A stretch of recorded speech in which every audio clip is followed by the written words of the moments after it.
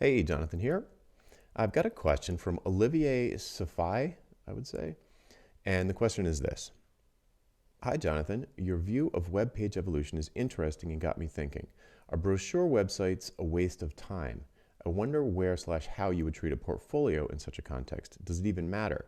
I've found that most of my new clients do not even check my portfolio to hire me these days.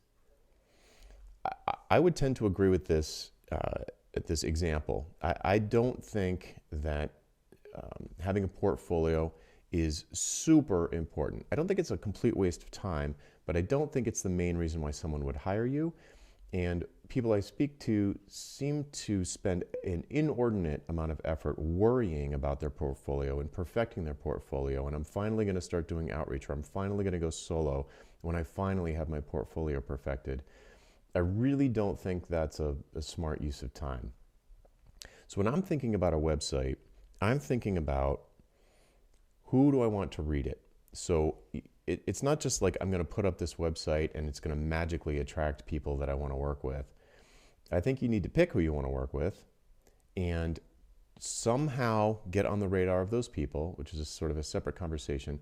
But once you attract them to you, then they're going to land on your website and on a particular page. And what I would want that page to do in a situation where you have attracted or driven some traffic from an ideal buyer to your site, they land on your site. You got them on your site. You got them on a particular page.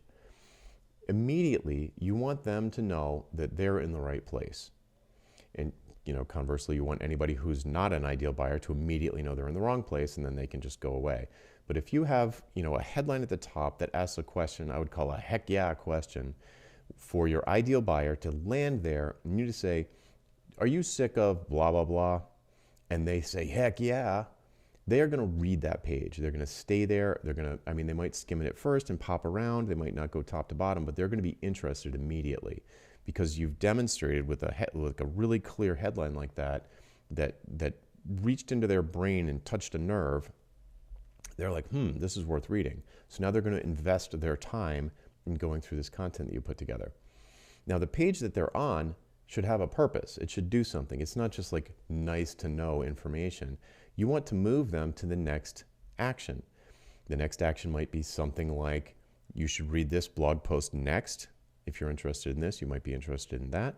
Or it could be, you might want to download my PDF that helps you DIY your own solution to this problem that you came to this page to find out more about.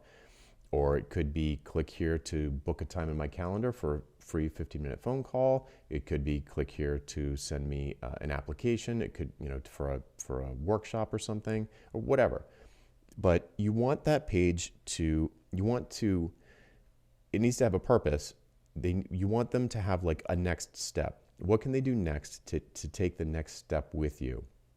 So there's some kind of call to action. It doesn't have to be a salesy thing, nothing like that. It could be sign up to my mailing list or whatever, read this article next. Okay, so here's an example of when you pick a really specific target market, let's say like beekeepers, for example. Like let's say you do product design for beekeepers, you specialize in beekeepers, and maybe you do some other stuff, but right now you're running a campaign to attract beekeepers to your design firm or your software development firm or whatever it is.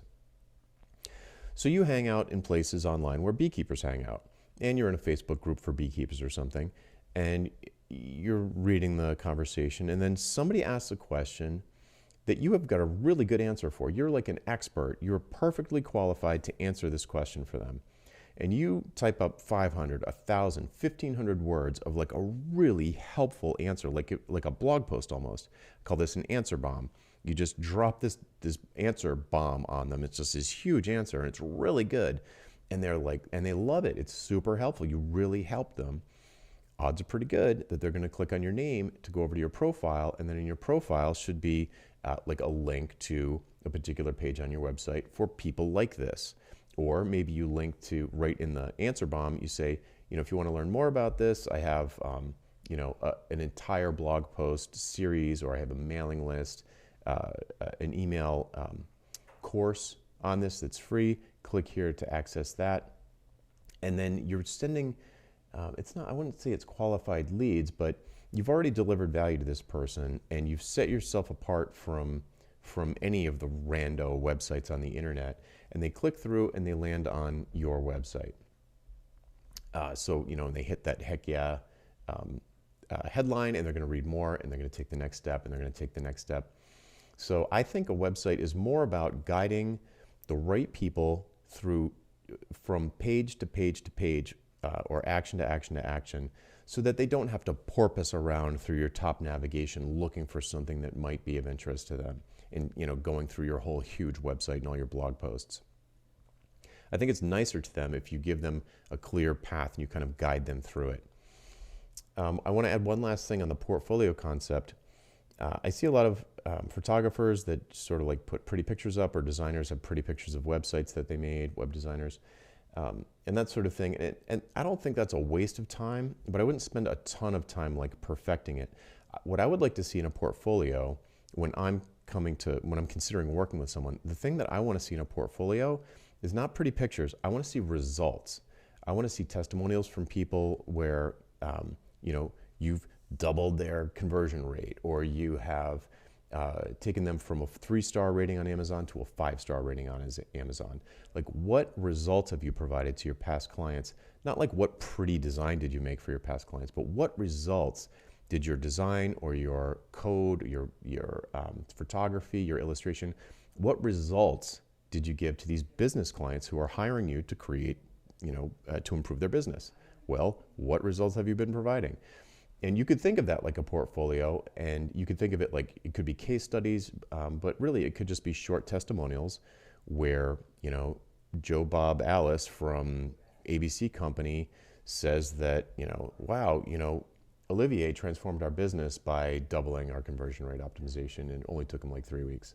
So, those sorts of results I think are what you want in your portfolio, and it's fine if there are pretty pictures too, but I think that's less important than the results that you're providing to your business customers. Okay, I think that's enough for now. If you have a question for me, just hashtag AskJonathan on YouTube or Twitter or LinkedIn, and we'll find it, and I will answer it as soon as I can. See ya.